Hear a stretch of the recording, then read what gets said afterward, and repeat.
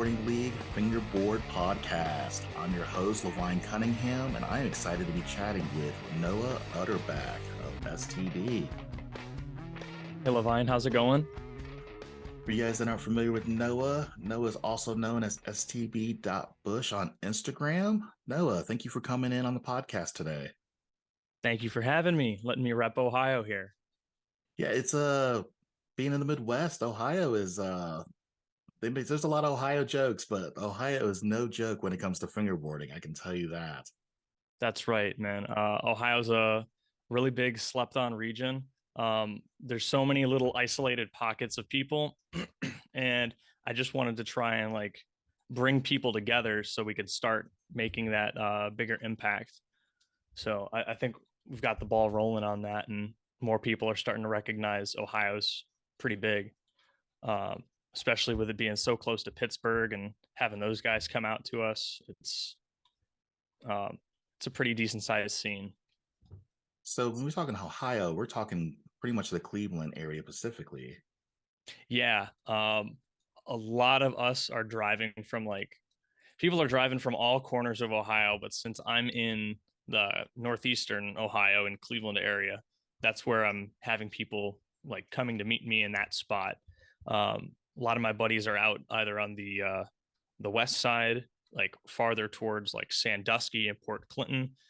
Some of them are in the south by Cincinnati, and others on the east side, more Mayfield. That's pretty close still to Cleveland. But yeah, it's all over the state. People are coming up to Northeast Ohio, and Cleveland, Parma Heights, Middleburg is where we've been doing some of our events. Including myself included. So that's right. That'll be in Parma Heights. Super excited about that. I know you and me have a little bit of history together, which we'll talk a little bit about that here in a bit. But first, I've got to ask you, what got you into fingerboarding? What's your fingerboarding background? Oh, man. So I've been fingerboarding, say it goes way back to the old 26 millimeter World Industries tech decks. I remember my older brother got one, and it was just a single pack, and we were fighting over it. He's a couple of years older than me. We were just fighting over who gets to use this one tech deck. And my mom got us a one of those skate shop packs where it comes with 6 boards. 3 of them are set up. The other 3 you have to build them yourself. And I was so fascinated with how you could assemble it. Every single little piece was there. It wasn't it was pre-built, and it was all together as one plastic piece, like a tech or a McDonald's toy would be. And I was just playing around with tech decks in the lunchroom or at school all the time. All the boards that got confiscated by teachers. There's probably a drawer that still has 10 to 20 of those tech decks from all the years that I've been fingerboarding at school. So I just kept going with it. I never stopped. It's something that kept me in skateboarding too. In the wintertime, we're fingerboarding. In the summertime, we're skateboarding. So just staying on and off with that. I'd say it probably started in 2006, 2007-ish is when that started for me. I started to learn about the pro fingerboarding with, I think it's Maddie Taylor, won the 2011 US Fingerboarding Championship. I saw that video on the Tech Deck YouTube channel, and I would just watch that on repeat, watch all these tricks, and I was so dumbfounded. How are people doing these things? All I can do is slappy or wall ride. So it was just sticking with it for so long. You get better and better, and I just loved sharing this, that feeling, that love for skateboarding and fingerboarding with other people. So it's stuck with me. That's quite impressive. I like it. Your story is kind of similar to mine. When I fingerboarded, I didn't realize that a lot of the things that you can do on a fingerboard was even possible. And for me, like, I don't want to reveal like my age, but like I saw like Fingers of Furies on sale. It's a Tech fingerboarding movie. Mhm. And like I picked it up at Walmart on VHS. And then like I was hyped when I saw it because I wasn't really sure what I was looking at. And then like I realized they were fingerboarding. I'm like, whoa. And I'm like, okay. So I literally asked my mom to buy it, went home that same day, like plugged it into the VHS player and like literally blown away because I couldn't even really ollie. I could do like, shove it, pop shove it, kind of like a no comply kind of a thing, but nothing to like, I didn't realize that like kick flips were actually possible on these things. And so that movie kind of changed my life. And I was kind of looking for more and found I think it's Flying Fingers on Mhm. Tech. It's a Tech VHS as well. And so like the pros and stuff from those videos literally kind of changed my life because we didn't have Instagram like back then. So I couldn't like get Mhm. on Instagram and be like, oh, look what this guy's doing, look what that guy's doing. And so that's pretty much like the only real guide for me. And so I feel like in the early days, like getting that inspiration and just being able to see someone else do it, knowing that it's possible was definitely like one of those aha moments. Mhm. So you were seeing those like people skating with the 26 millimeter in real time, right? Yeah, that's what I grew up on. I started in '96. Tech didn't even really come out until like 98, 99. I remember when they actually came out, it was a pretty big ordeal because, up Mhm. until that point, we're all watching the Day Wong song, Rodney Mullen, round one, round two, CCS, I think. No, what am I thinking of? I'm thinking of 411. 411 used to make a quarterly video back in the day. And so like skateboarding and all that stuff. And so like we just try to imitate what skateboarders were doing on fingerboards. And so that was what we had as a guide, is whatever the skateboarders were doing, that's what we were imitating. We didn't realize that like there's a lot of these fantasy tricks that we're doing nowadays, just that are even like possible. There's a lot of combinations out there that people are doing that you can't even do on a skateboard. Yeah, yeah. I like that you mentioned that about how fingerboarding originated kind of like an imitation.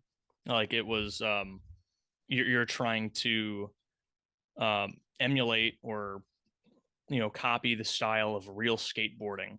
But just as like how skateboarding stemming from surfing, skateboarding has evolved into its own sort of category, doing its um, their own type of tricks, totally unique to just skateboarding. It's no longer um, imitation.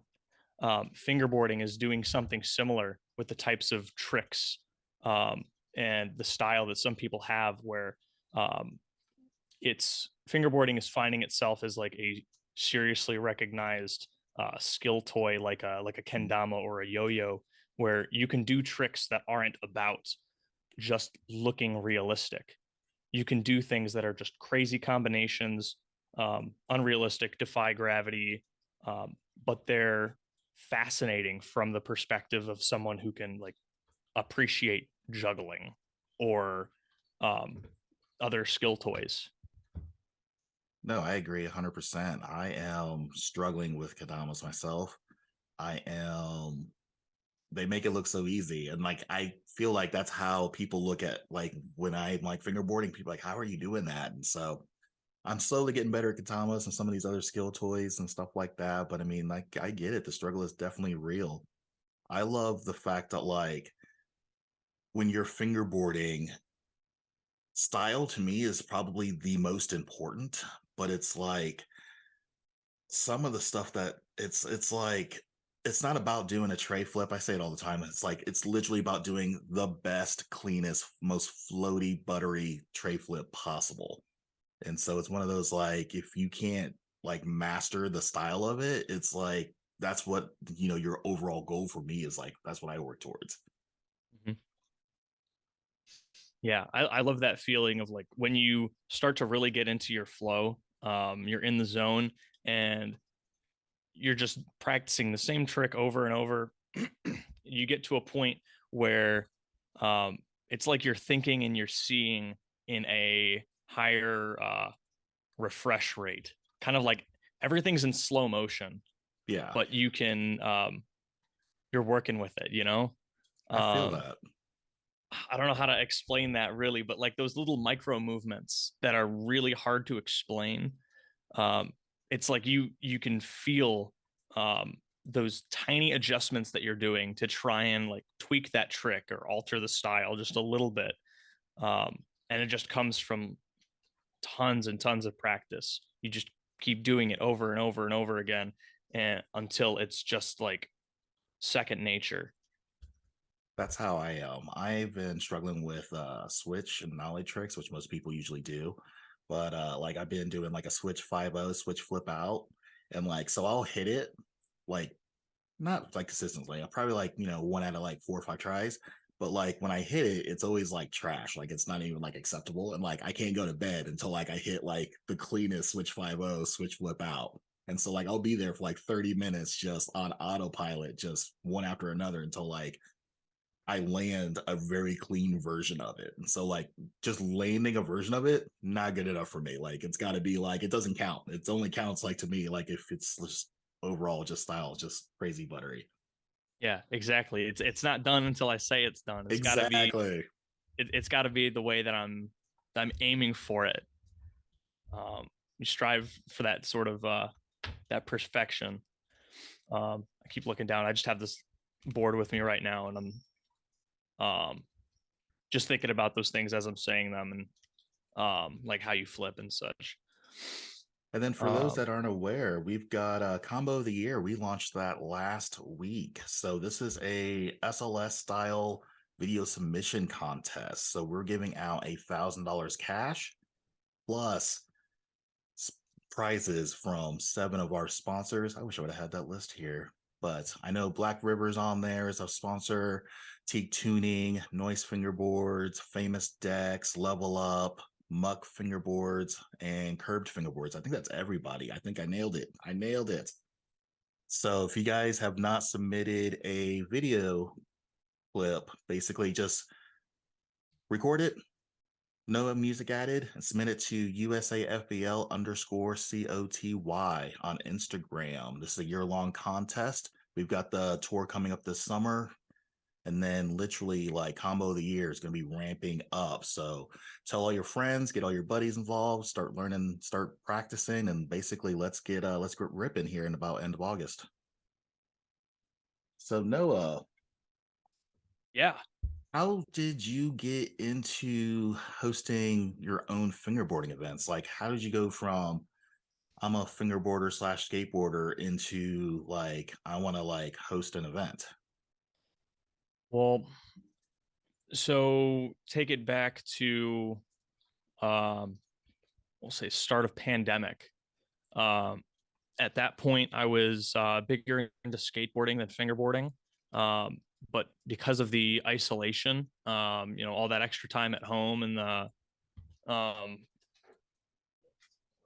they're still paying you, when you have to leave work, staying home. So um, I would just hang out, go on Instagram and meet some people, um, record some fingerboarding clips. And that's how I started getting into the community, starting meeting tons of other people that were in the Ohio area.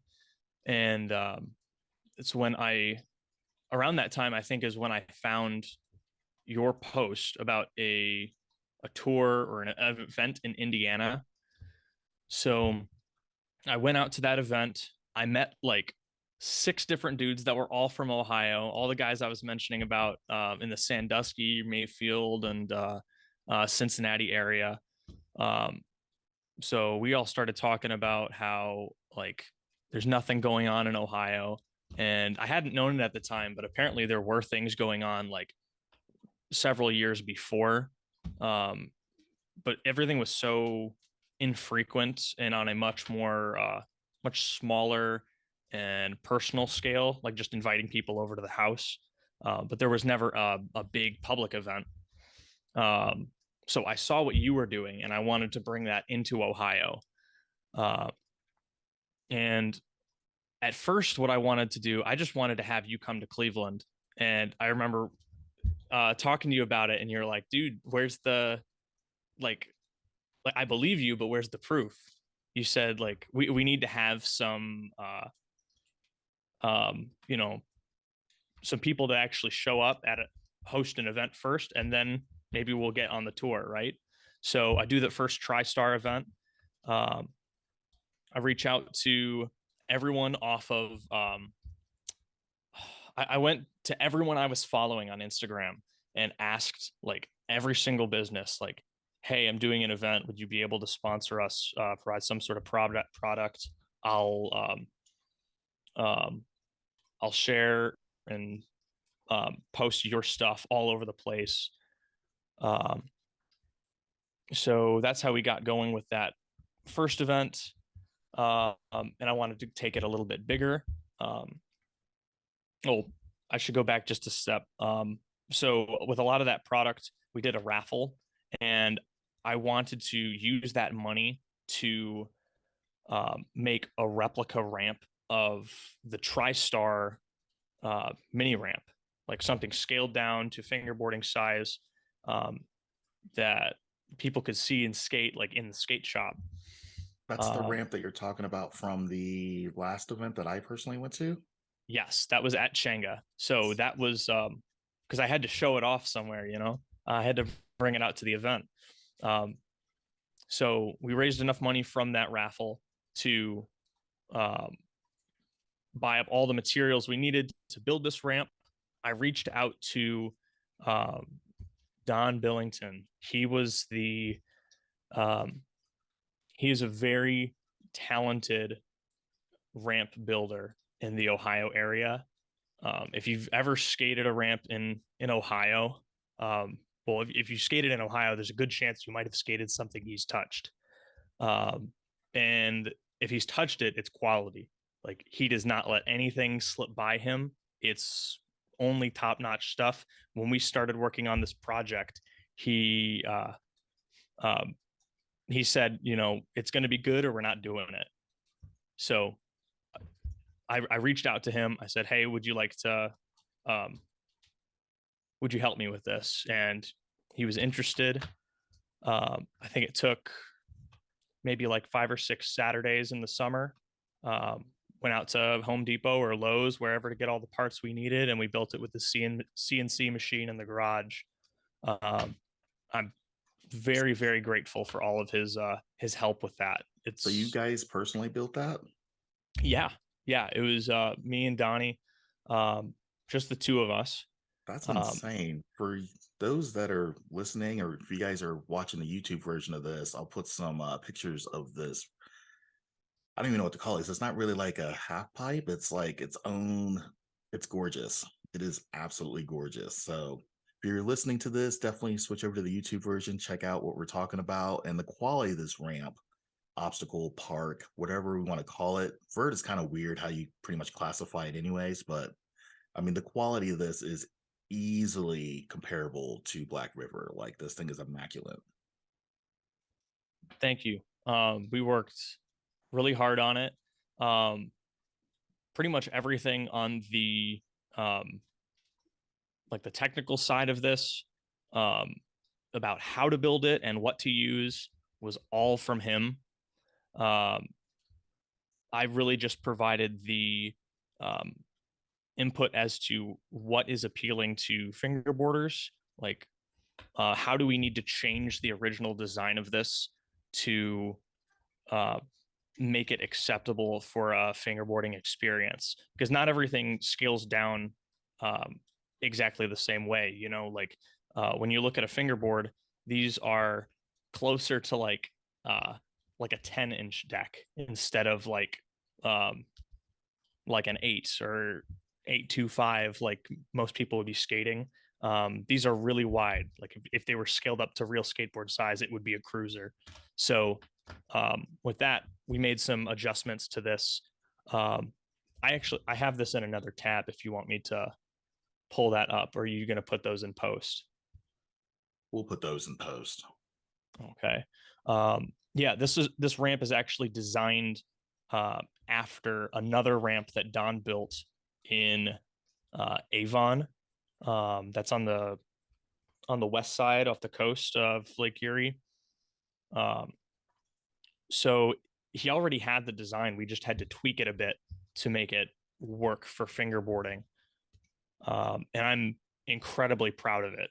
Again, very thankful for what he did, and I'd like to keep this going. At first I thought, well, this is going to be a way that I can take everyone's efforts and appreciation for fingerboarding, and funnel it into one project, and then everyone can enjoy this at our next event. Um, but then once I started doing this, I realized that I have almost probably more fun building the ramp than I do just fingerboarding. And because of that, I just want to keep doing this over and over again. I'd like to build more ramps. Um, if I can, I'd like to, I say, I shouldn't say if I can, I know I can. What I would like to do is have ramps like this stationed like all over the place across my region. Kind of like how people have like their their basketball court in their neighborhood. I want there to be like, here's the fingerboard spot for these guys over in this area. Like we've got a park stationed at this skate shop. I've got one at this skate shop. I've got one at like maybe the card shop. Maybe you got one at the smoke shop. Um, you know, maybe get like 5 or 6 different stations across Ohio where people can just go hang out, fingerboard with their regular crowd, get something regular going.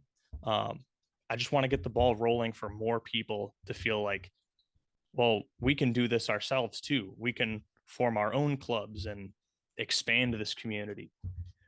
So that's what it's kind of a long tangent. I forgot where I No, it's started all with good. that. That's interesting.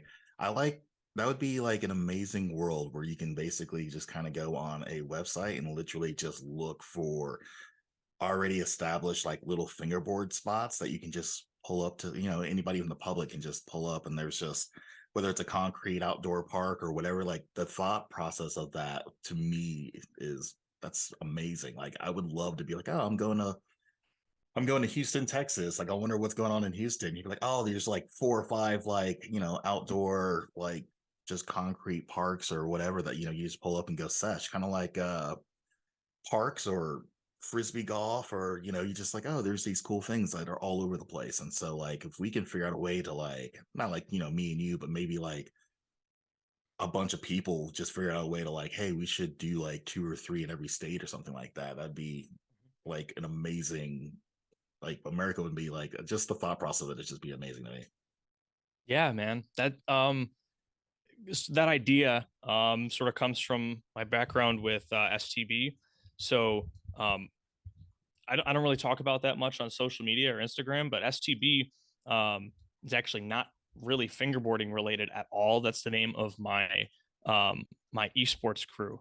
So STB Esports is a group that um, we run video game tournaments in the Northeast Ohio area, and we support other video game tournaments in the general area, going from like Pittsburgh to Sandusky, some a lot in like Kent, Akron area as well, and so we're used to running events the size of these fingerboard meetups, people about the exact same age, um, doing contests, weekly, bi-weekly, monthly, or biannual basis.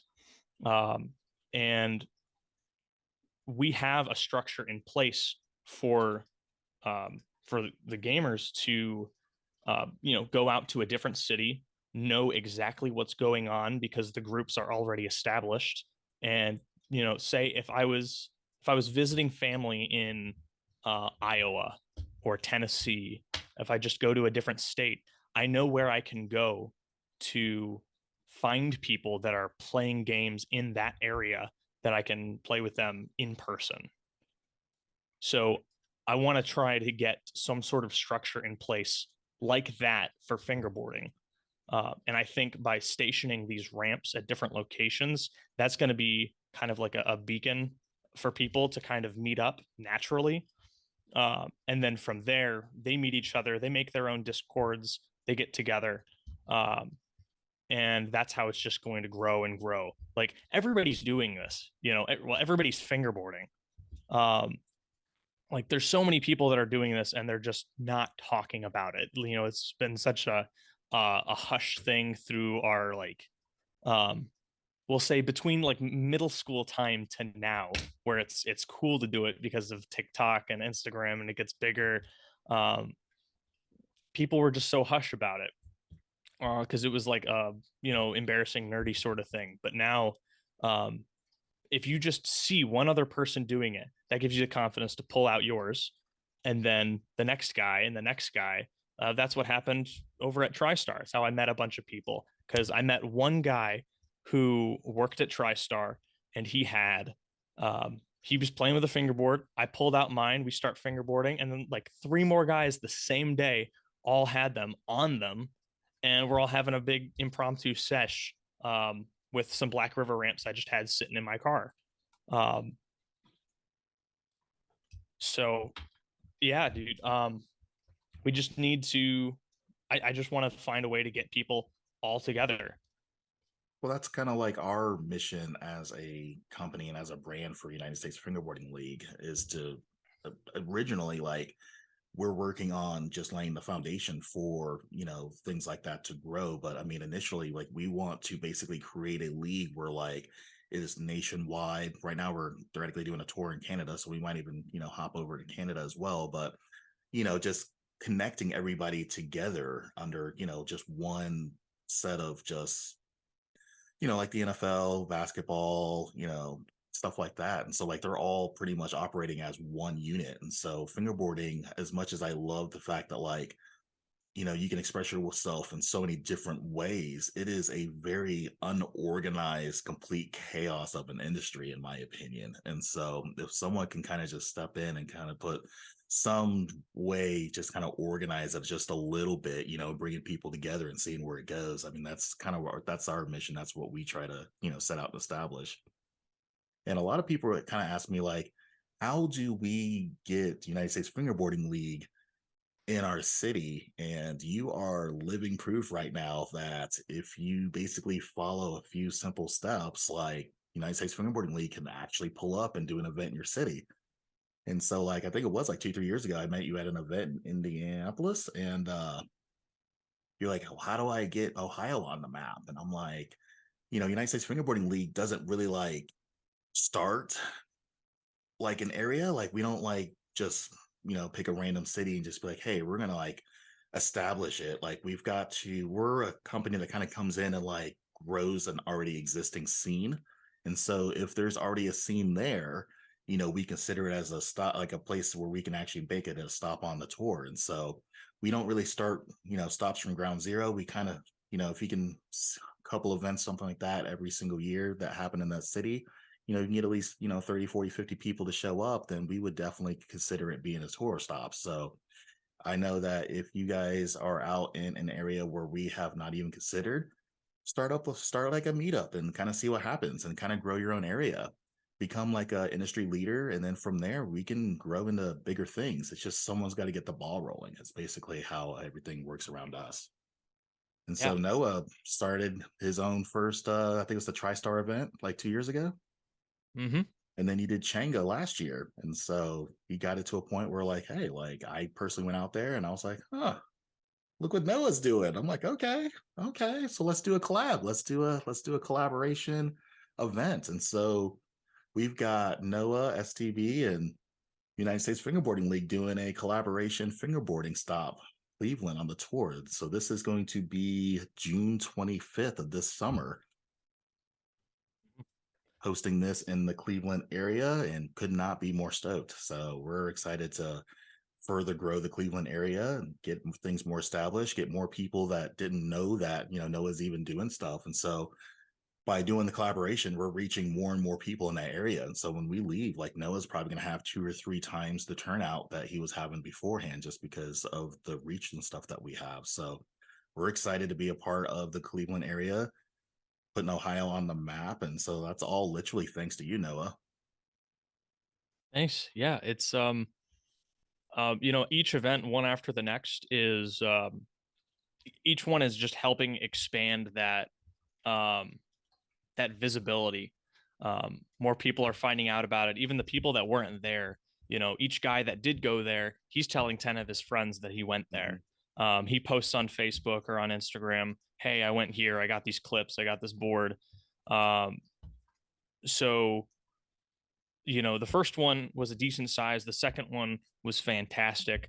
And now our new event, I can't imagine how sick this is going to be. It's going to be a incredible time. I had always, dreamed of having all these Black River parks here in my area that I could skate with all my buddies.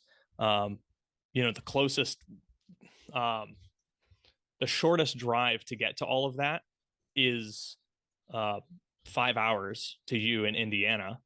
I think Six Skates now is like at about the same sort of distance. That might be like 5.5 hours, but they're just on the other side of the lake. Not nearly as much ramps. I don't think, for Black River parks.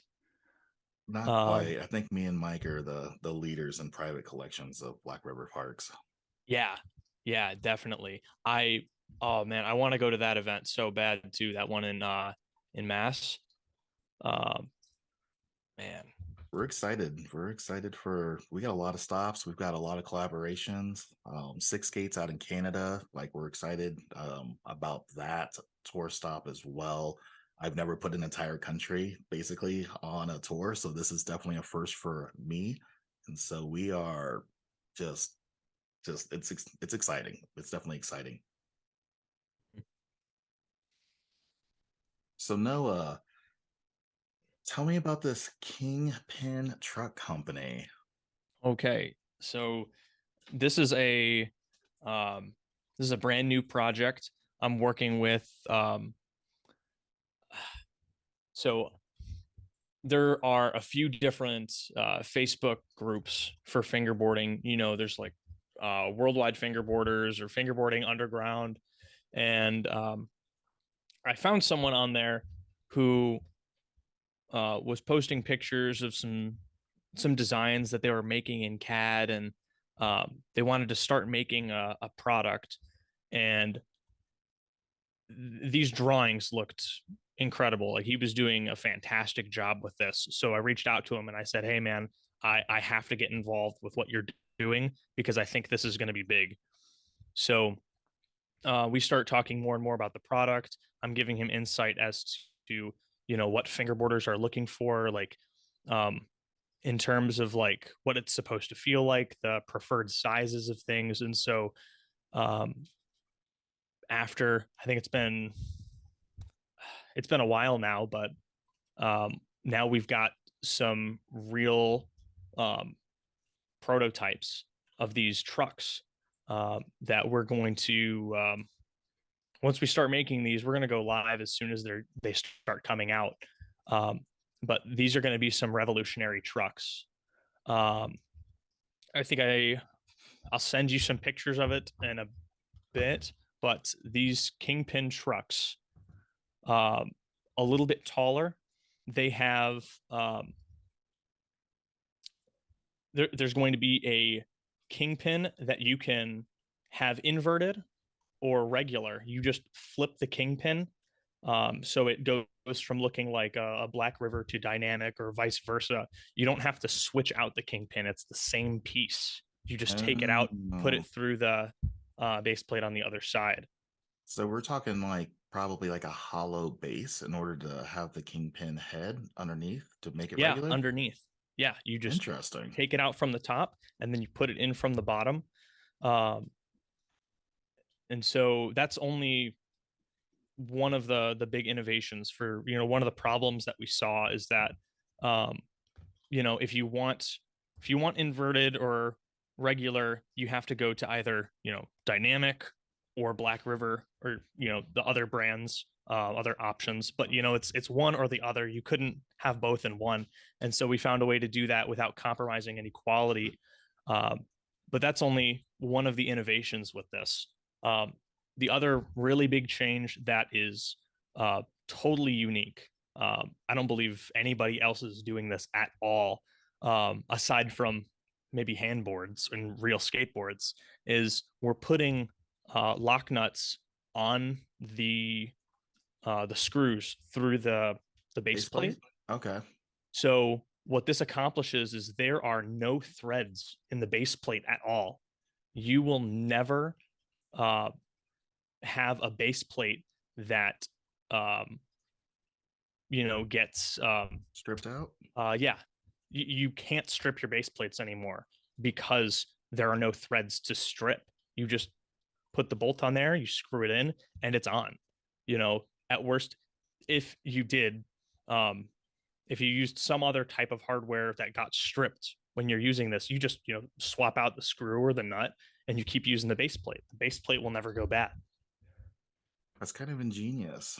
I mean, screws and nuts are literally a dime a dozen. They're super easy to come by, but base plates that's a struggle. So way easier to replace a nut than it is an entire base plate. So like this is innovative for sure.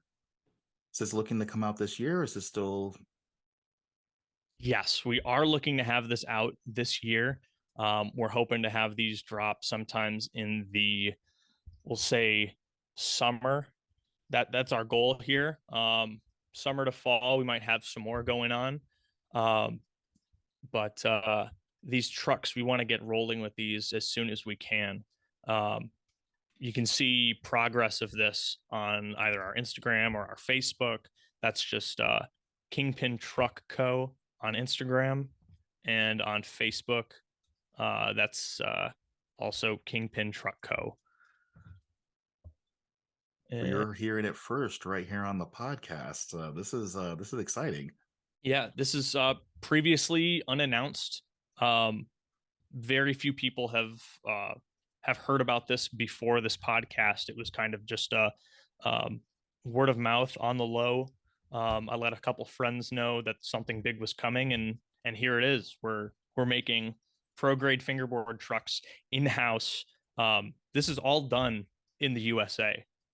Um, this is a truck that's made here from the ground up. The owner of this, had mentioned he had drawn up these designs in CAD. Um, because of that, he owns all these files. He can change these trucks during our development period. This is brand new. So um, when we start to get out this first batch of trucks and hand those to a select few pros to get their opinions on these, we'll be able to modify them and tweak them to what they're looking for out of trucks. We can make several different styles of different hangers or different base plates. We can pivot as needed depending on what needs to be changed. So for a lot of the viewers who may not quite understand like the significance of being able to immediately make changes to something that may be good but could easily be better, that is a phenomenal feat within itself. So like normally if someone was to produce something like this, it's going to come out of China. You're going to have language barrier, you're going to have time barriers, you're going to have all kinds of different obstacles. But for something like this to be made in-house in the US and literally be able to talk to the higher ups like instant, like you're talking like a text or a phone call or an email, like you can get that communication across like super fast.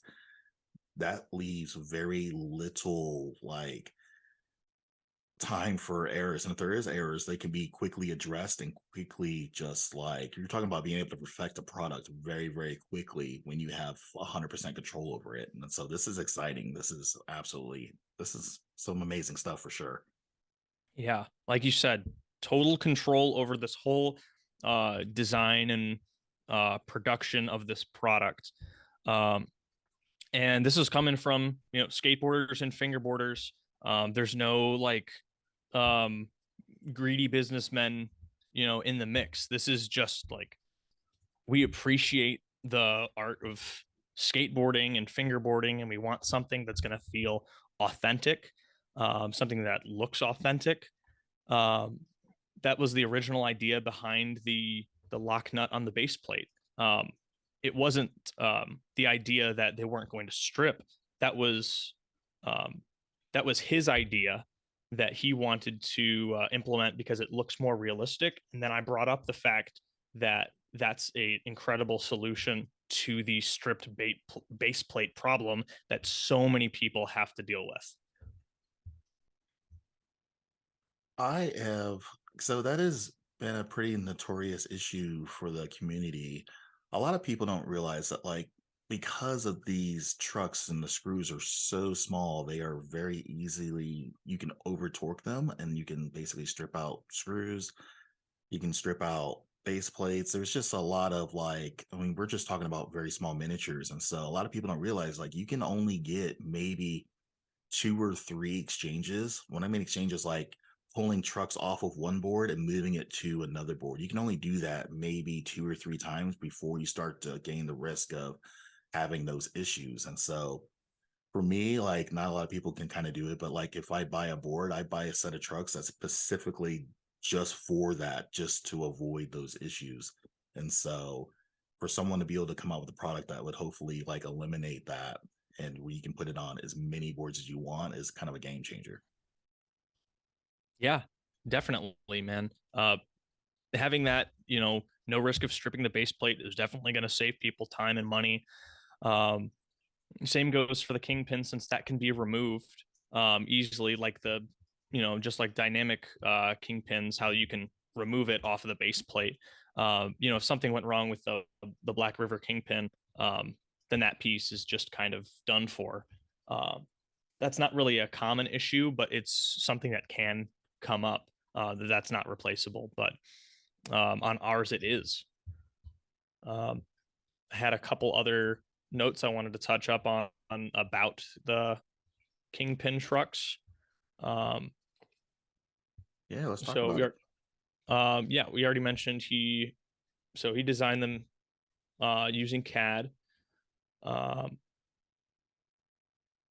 and sorry about that. Bring trucks ideas. Sorry. I think I covered everything in here about Kingpin trucks, but this is just kind of the first stages that you guys are seeing. We're coming out of the gate swinging with what I would say is the bigger need in fingerboarding. There's so few people that are making high quality trucks in the US. And just to say that, fingerboard trucks, high quality in the US, there's not going to be insane shipping charges.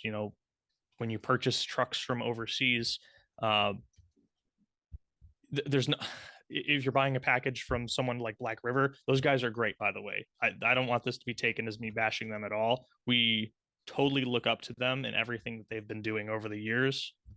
Fantastic products, but it's so hard to get some of that stuff over here into the United States. Like, with shipping, trucks and ramps and all that just get so expensive. So for people to see, here are your high quality trucks, like at our event, hand delivered, no shipping, or really low shipping. We're working on getting this on Amazon, so if you have Amazon Prime, you'll be able to just get these free shipping. It's something nobody else is doing out here in the US, No, I to my agree. knowledge. Even in the world, I mean, I can almost count every truck company on like both fingers. And so that's, to me, that's just not a lot Yeah. on both So, hands, I guess I would yeah. say. But yeah, it's just not a lot. Like I said, just this is just the first.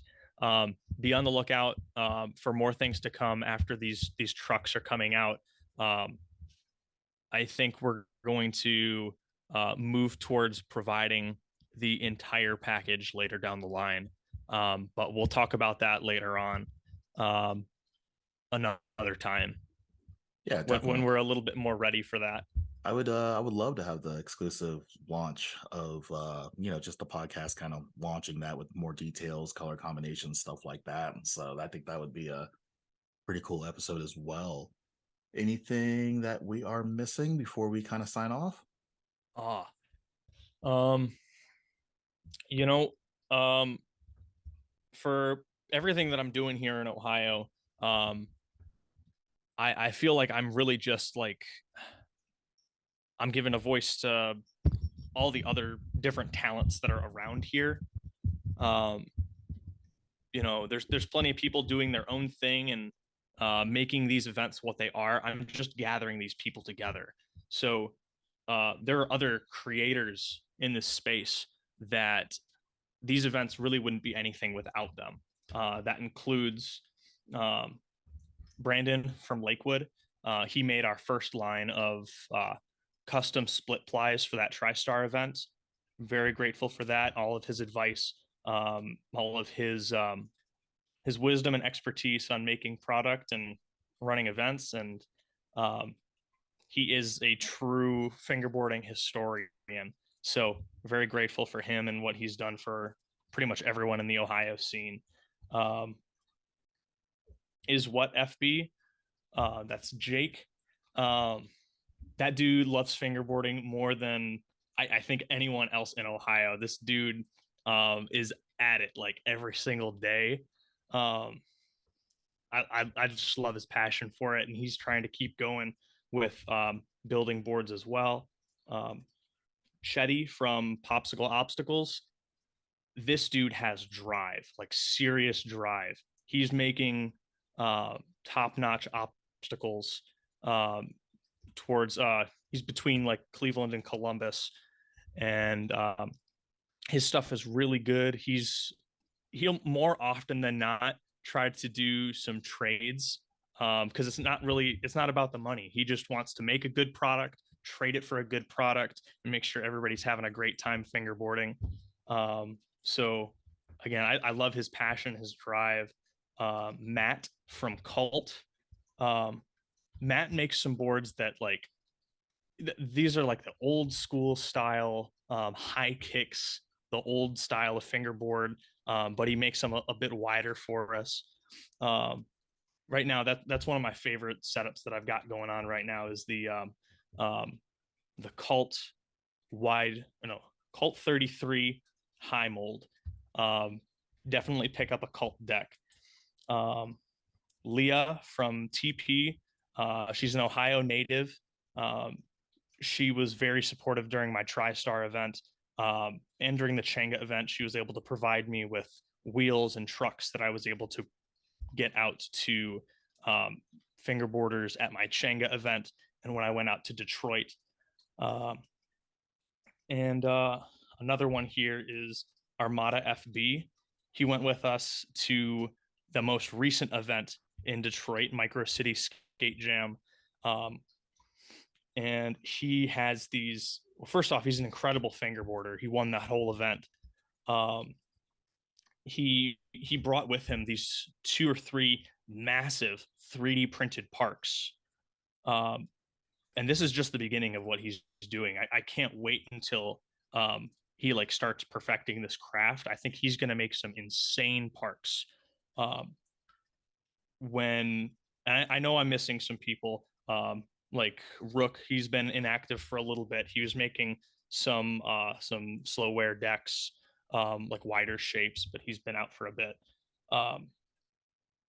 When you consider the efforts of all of these people, not just myself, this is the reason why Ohio is thriving and growing and doing so well. It's these people. Plus, as I mentioned before, Donnie with helping us build that ramp. Also, my buddy Roz, the guy who I had met at TriStar, and he helped me get the ball rolling and allowed us to use TriStar as an event. He helped me judge the skate contest. So I'm very grateful for his efforts as well. Shoot. I know you got so Changa much and going on. TriStar. Yeah. Yeah, there's so many people I want to thank because I just want to like hit home that like this is not Ohio fingerboarding is not just me. I'm like not even like I'm like probably 10%, if that, like less than that. I'm just the person trying to get people together, and these are the people that are doing incredible things. So No, yeah, I feel that giving credit where credit 100%. is due. Yeah, I feel Sorry that to like run it 100%. over a little bit. No, you're fine. And that's kind of how, like, even like myself, like, I mean, I I'm like a huge part of like, what we do, but in reality, I'm just the organizer. And so, it's people people like you that is literally making it possible for me to even have a tour stop in Cleveland. And so a lot of people are like, oh yeah, you're doing a lot. Like, don't get me wrong, like I'm definitely doing a lot, but like, there's so many other people out there that are helping me make these things happen. And so I hate to be like the face, but like I'm just, I'm just the organizer. I'm the one that's kind of putting things together, but it's a lot of other moving parts and stuff that a lot of people don't see. And so you got Noah over here that's, organizing these events, and he's getting a lot of help and stuff like that from all the Ohio peeps. I've had the ability to meet a lot of these guys, and these guys are all good guys. I met TP at our Philly event last year. She's a really good person. Literally give you shirt off her back. Like she's just overall just really good person. And so there's just a lot going on, I think, in the industry. And I think that people don't realize that, like, if you're willing to get the ball started, there's so many people out there that will literally like help you along the way. And so people that are like, hey, I want to start an event, like definitely reach out to me. Like I will help you with mentorship. I will help you as like, trying to the ins and outs of what you're needing, what you need to get started, who to kind of contact, like what, just a whole playbook basically of just how to get your first meetup off the ground. And so it's one of those, like, if you're thinking about doing it, definitely reach out to me. Hit me up on Instagram. That's pretty much my home right now. And so we've got a lot of things going on this summer. I know we've got Combo of the Year. We launched that a week or two ago. We've got our collaboration event, the tour stop in Cleveland, June 25th. So I'm super excited to be hosting my first event with STB Bush, Mr. Noah Utterback himself. And so we just got a lot of things going on. And of course, we got this cool fingerboarding podcast. I don't think there's really another podcast that's kind of doing weekly episodes, but we're just doing the thing. And so just one thing at a time, one foot in front of the other. Yeah, man, we're out here providing some sense of structure to it all. There's a lot of independent fingerboarders, and we are just creating this space for them to all come together and um, do what they love with other people. So Definitely. Definitely. All right, Noah, well, I thank you for coming on the show. It has been an absolute pleasure. And if I don't see you before the 25th, man, we'll get together on the 25th and host one of the best, coolest events that ever went down in the Ohio area. yeah, true. It's going to be a good one. I'm really stoked for it. So Right on. Till next time. Take it easy. later.